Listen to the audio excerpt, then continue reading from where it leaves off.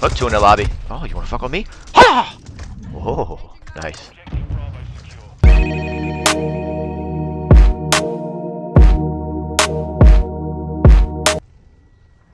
What's up, fam? JB here, and we have to talk about the Modern Warfare 2 beta that just ended. So I played through the beta on the PS5. I also played it on the PC. I'll start off with the PS5. It really surprised me how well keyboard and mouse played on the PS5 version of this. In Modern Warfare 2019, there was a bit of a delay. There was some input lag there, so it wasn't enjoyable like it is on the Modern Warfare 2 game. So I plugged in my glorious Modelo wireless mouse, my Rocket Vulcan keyboard, and my Razer Kraken 3 headset, and it was an incredibly enjoyable experience. I have to tell you, though, to be honest with you, I think that this Razer Kraken 3 with the force feedback in the headset really made a difference in the immersion here, because every explosion, every gunshot, you could feel it. I mean, explosions made my head shake. Gunshots, I could right, I could feel it right in my head. So, hats off to Razer for making this very unique headset, and it worked so well with Modern Warfare. It doesn't work great with every game, but it worked so perfect with Modern Warfare. I was very happy with it, and I felt like it contributed to the experience for me on both the PlayStation 5 and the PC. So if you haven't noticed right now, this is an unscripted, off-the-cuff discussion on Modern Warfare 2. We'll talk about some things that I like, some things that I didn't like, and some things that need to be worked on. So first off, let's cover the things that I did not like. There was not much that I didn't like. There was a adjustment period, I would say, where I had to get used to the fact that you couldn't slide cancel. That type of diving sliding movement felt less smooth, but at the same time, you could still bunny hop like a maniac, like Call of Duty lately. So it was a little bit of a frustration at first, and then once I kind of got the groove of things, it felt a lot better. It became quite the enjoyable experience, actually, very refreshing. So that's that. And now another thing that I did not care for too much was the TTK. Yes, it's the same TTK as previous Call of Duties, at least according to the expert geniuses in Reddit. It is, but honestly, for what they're going for, I feel like the TTK could have been a little bit more, because I felt like the netcode needed a little bit of a buff, because I felt like when I died, it was instantaneous, and then other times I'd be putting rounds into someone and they turn around and just kill me. But in the kill cam, from their perspective, they got me. So I feel like either the servers need to be a little bit better, or buff the TTK a little bit, and I would have been happier. But either way, it was fun. It is what it is. It's just COD. It's just casual carnage. So it's not too much there. Now, as far as what needs to be worked on, so you have a lot of variety with the perks and your weapons and everything, but with the TTK as fast as it is, honestly, you can just destroy with every weapon. If you know your range and your capabilities, it is what it is. And a battle rifle's a battle rifle, a sniper, SMG's an SMG. It's not too much difference there, to be honest with you. I mean, there's small little minute things, but it is what it is. With the TTK so fast, a lot of the little details don't matter as much. So that being said, when it comes to like the perk system, it's a lot different this time. You have your perks set up, and you get certain things throughout the match. So a few minutes into the match, you'll get your one perk, and then I think it's like 8 minutes into the match is when you get your final perk. And a lot of the perks, I don't know. I just felt like there were a lot of things that were not very useful. Maybe in competitive play and in some of the other game modes they will be.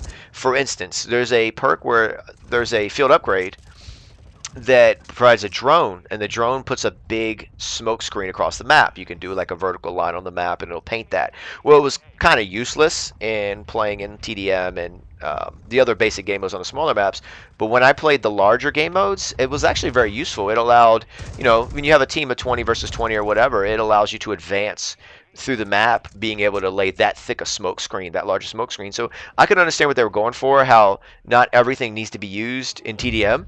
So, but that being said, there were a few upgrades that I felt were kind of pointless compared to how powerful some of the other ones felt.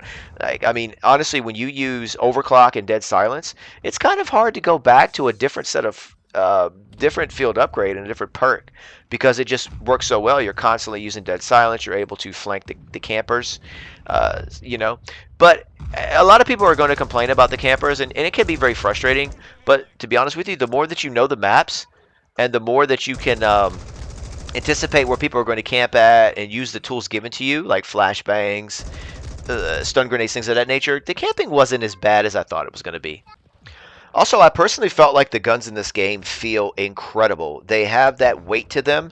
They are fun to shoot, and I mean every gun was enjoyable. Every gun had its drawbacks, its strengths, but it just felt great, especially that first couple days on the PlayStation 5 demo where they really had a lot of like muzzle smoke and it felt like they had a little more kick to them. Like that first time I blew somebody away with a shotgun, I was like, "Holy shit." So, I mean, the weapons feel outstanding, and I love that. I love what they're going for with that. But, I mean, it kind of just feel like COD has an identity crisis going on right now. Me personally, I do like the tactical feel better than just bunny hopping every corner and just trying to see the person first to get the kill. It just gets so old. I mean, I've been playing this shit since Black Ops, where it's just the same old thing. So, hats off to hats off to Infinity Ward for trying to change the formula a little bit. And I know if you're so used to COD, you're going to complain about it because you don't want to change from what you're good at. But honestly, the way the player base is in this game, and this happens in every Call of Duty. So Modern Warfare, like with Modern Warfare 2019, like every Black Ops before it, you have the good numbers when the game starts, and then a few months in, the numbers start to drop significantly. And when there's a major update, a lot of people will come back sometimes, but you just don't have that consistent numbers. And I just feel like maybe what they're going for is a broader audience, which would make more consistent player base, and that would be great. To be honest with you, uh, I like games like Battlefield World War III. I like the larger game mode COD. So I guess I'm not one of those super heavy Call of Duty players. So I guess that side of it doesn't appeal to me as much as a lot of other people. But from a perspective of an old time veteran who used to play at a high level, who now just plays casually, I thought it was a lot of fun. And if they wanted to take this a little farther and maybe have some sort of hardcore mode where they make it a little more tactical, I'd be down with that too. But it's just hard right now because you have a player base is expecting Modern Warfare 2019-ish, or even Vanguard, even though that game blew chunks. They're expecting that, and they're getting something just a slightly more tactical with the changes to the slide canceling and the changes to the dolphin dive and the prone, which I actually enjoy quite a bit. The change up in the gameplay there, to be able to dolphin dive in 180, turn around and like manipulate people, like dolphin dive in the grass 180 before you hit the ground and just finish off an opponent who was chasing you was fun. Yeah, I mean, it is a little more campy, but the added audio that they added too can contribute to that a little bit because you can camp corners and hear people coming. So that is a little frustrating because it makes you want to run dead silence the whole time. But what a lot of people don't understand is it's 2022, damn it. Every other game has fucking footsteps. Battlefield has footsteps. You don't see people doing that shit. The other games have footsteps as well, and like Battlefield's footsteps are so good, so good. So I mean, we need footsteps in the game, obviously. I mean, there's no reason why not to have them, but I guess it just needs to be some way to figure out how to prevent all the camping so that people stop complaining about it. I was frustrated at it a few times, but to be completely honest with you, with the pace of the game, if someone camps a corner and takes me out, oh, big fucking deal. At least I know where they are when I respawn. And if you're communicating with your team, you can kind of shut that down a little bit. So I guess it wasn't as big a problem to me because I'm a little more casual right now. So the larger game modes, the one game mode they had first, I cannot remember the freaking name of it. On the more linear open map, it wasn't really that fun to me. The one with the AI teammates. I really should have notes in front of me to tell me these game modes, but you'll know what I'm talking about if you played the demo. But the all-out warfare, the ground war mode with the vehicles and the larger map was a ton of fun. It was just casual fun. I mean, you had the higher player counts, the larger map, and it was a couple of maps were pretty nice and. I had a ton of fun doing that. So when I got tired of being hardcore competitive in TDM and domination and hardpoint, I could just jump into some ground warfare and have a blast. So that kind of variety there was really nice, and I am extremely excited about the new DMZ mode that's coming out because I was a fan of the concept that Battlefield had with having a Tarkov style mode, a PvE VP mode. So I really want to see what Call of Duty does with that. I also saw that they were going to do a raid, so I'm interested in that as well. It's just a variety of content. It seems like COD is really trying to be just this hub for FPS and now third person as well. I played now that touches on another subject. I played in third person mode. I didn't the camera was so off for me. I could see the potential there, and if they fine tune the camera a little better, I think it would be a little more fun for me. I just did not have fun with the camera. Felt really awkward. I mean, I don't know how to explain it, but it was a little fixed, a little improper for me. And then snapping in the first person every time the ADS felt a little weird. Although I like that, it felt a little weird. So I guess maybe with more adjustment time, I see guys who play Division that I watch like nothing but skills, and he jumped into third person COD and was just owning face. So he really enjoyed it. He said it was one of the best experiences he had third person in a long time. So I mean, I can understand that. It just felt really strange to me. So maybe I just needed to give it more time. But I will say that also the game got much more enjoyable when I got to level 30 and unlocked all of the weapons because that frontal impact version of the that one rifle. Gosh, it's like a scar, but that gun was amazing. The sidearm with the similar skin was also amazing. The fully automatic sidearm. So those guns were a lot of fun.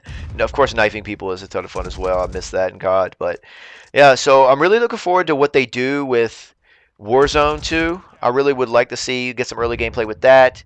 I'm pretty sure they'll hand out some beta tests or whatever, or these freaking streamers with their privilege will probably play it again soon and tell us all about it. But yeah, so super pumped, super excited for that. Stay tuned. I have some World War III footage probably on the way. That open beta just started here, or it's starting this week. There's still a little bit of a closed beta period for us people who backed it from the beginning. So I'm looking forward to that. Also Shatterline footage. I'm nowhere near as good as my friends at Shatterline, but also try to upload some stuff. That's also another game that has a lot of potential. That's a lot of fun. So yeah. So thanks for sitting through this. I hope you enjoyed the beta yourself. If you did not get a chance to play it, don't worry. This game will be out before you know it. And take care, guys. Peace.